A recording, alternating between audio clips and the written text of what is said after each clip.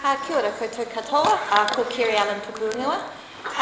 It's my pleasure to be here today to present to you. Really, I'm here as a storyteller and a messenger on behalf of our community. And I'm certainly not a professor or a doctor, but I feel like we've got some really fabulous stories to tell you about community leadership and community-led solutions.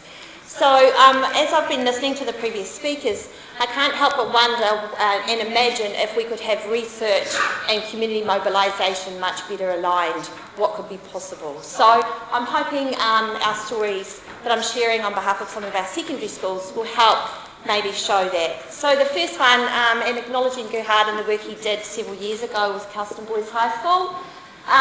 But as we know with schools, if the principal changes, the BOT changes, the leadership changes, often work that's been done previously can somehow slip away. So we've spent quite a bit of time in the last 6 months working very closely with Kelston Boys, who is a school in West Auckland. 60% of their students are Māori and Pacific. Their school news tells us that 60% of the boys are overweight or obese. And so we decided this was a really good place to start around promoting water as the best choice.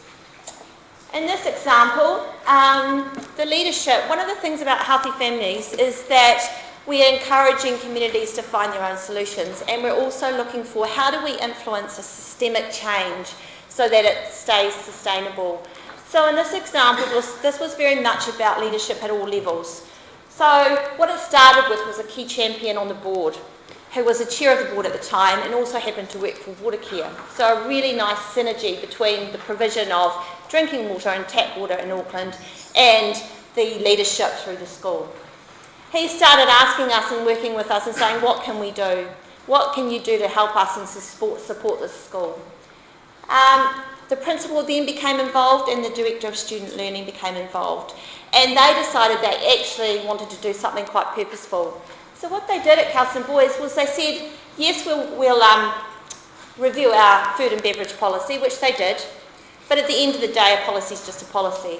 So then they said, well, how do we really get drinking water as a first choice, something the students really value?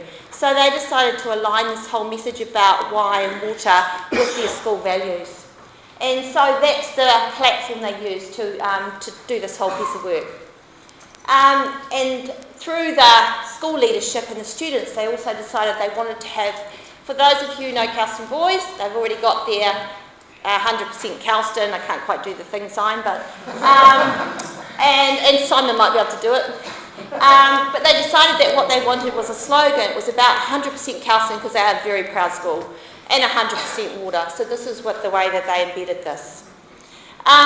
One of the things about the work we do, and of course many of you, is it's all about collaborative stakeholders who want to make a difference.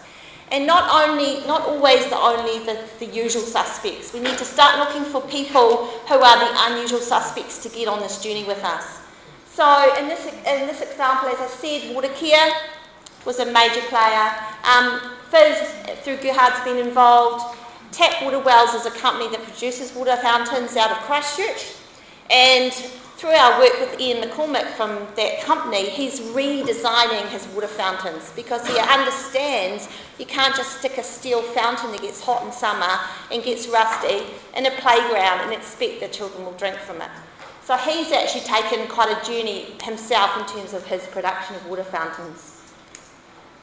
So this is one of the water fountains that has been designed by the students and now is located in the quadrant at Kelston Boys High School.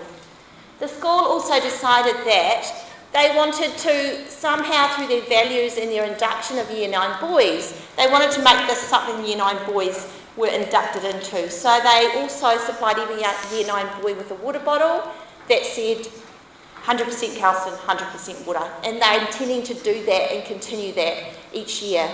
And the other thing they're doing is they're supplying all their Prem sports teams with the same sort of designed water bottle. As part of, you can see our friend here, Gerhard, as part of the launch of this, the school held a Year 9 Parents' Evening because, it's all very well whilst you're inside the school grounds to be following this kind of kaupapa, but as you walk outside, there's 2 dairies right across the road. We need to do a bit of work on them. and as you walk down the road and you go home and do your normal things. So we had a Year 9 evening, and we brought the families in and presented the water bottles. So starting to get those families and the parents and the whānau to think about what does this mean for us in a home environment. Oops, 2 slides. So we've moved on to another couple of secondary schools out west as well. So in Waitakere College, this is a really exciting movement, and I just want to acknowledge a couple of my team that are here that are doing this work, and also some other healthy families rupua around the country that are here too. So this was very much about working with the Pacific Health Academy at Waitakere College, about 50 students, and what we've done with those group of students is sat alongside them and co-design what they want to see happen in their school. And they chose issues around food and water, or food and beverages. So they have been working on a in a co-design way to drive change within inside their school. So they've prepared a business case to the senior management and to the principal. They have encouraged the school to already raise funds for one water fountain. They're getting another water fountain. Those students are now looking at what they can do to advocate for better food provision within inside the school. So really exciting seeing the students lead this campaign. And here's some quotes from some of those students. Actually surveyed about 250 students within inside the school. And here are just some of the quotes that they got back. Some things about water fountains are dirty, so we don't drink from them, but I wish I could drink more water. But where else do I get it? In the staff room? Probably not. And probably not got much time. So from that, as I said, they're finding support of the management application to get one water fountain. They had a fundraising walk, and another really positive outcome is in West Auckland we're being able to align to one of our funders in West Auckland to support all Decile 2 and 3 schools to get a new water fountain. So we're starting to see investors or funders starting to say, what role do we have in this, and should we be in this space? Lastly, Massey High School is a really large high school in West Auckland as well. I don't know why I'm looking up here, it's right in front of me. So they heard about Kelston Boys. So this is about, okay, Kelston Boys, now you champion this across all the other schools. You are now the leader in this space. You go talk to the other principals. This is again a student-led driven movement.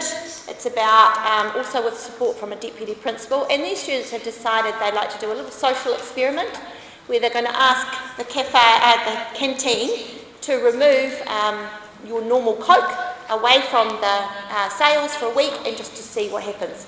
Do the students choose something else, or do they notice, or do they not notice? So again, experimentation. Let's try something and see what happens.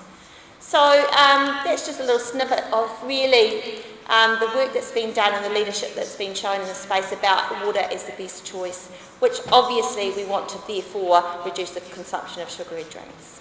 Thank you.